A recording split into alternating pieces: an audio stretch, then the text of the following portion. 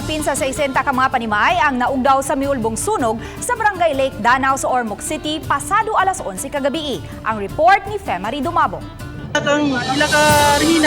Nakakatap na ang kayo dihang gialarmahan sa kabumbiruhan sa Ormoc City Fire Station. Gingo nagsugod ang sunog pasado alas 11 sa gabi apanadawat nilang alarma sa sunog pasado alas 12 na sa tungang gabi ug alauna sa kadlaw na gideklarar nga fire out.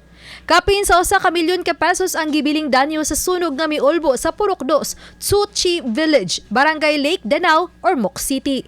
72 ka mga pamilyang apektado, human hingpit nga maugdaw ang 61 ka mga balay samtang 5 usab ang partially damaged.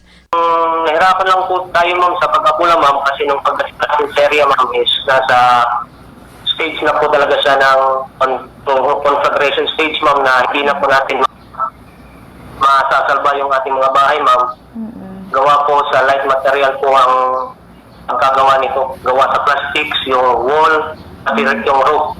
Ang ginawa na lamang po ng ating mga bumbero ma'am is pinuntin natin yung area para hindi po makarating dun sa iba pang bahay na nasa taas. Gawa po kasi sila sa light material kaya nung nasunog, mabilis nagkanat, nag-spread yung apoy ma'am. Mato di Fire Chief Inspector Darren Bakliyaan, Ormoc City Fire Marshal, ang dapit nga nasunog usa ka temporary shelter sa mga mulupyo nga apektado sa linog nga nitabod. Kasamtang ang gipahiluna sa covered court sa Dakbayan sa Ormoc ang mga nabiktima sa sunog ug gihatagan og hinabang sa local government unit.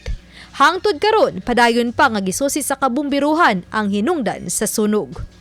Uban ni Clans Gabutin, Femari Dumabok. Balitang Bisdak.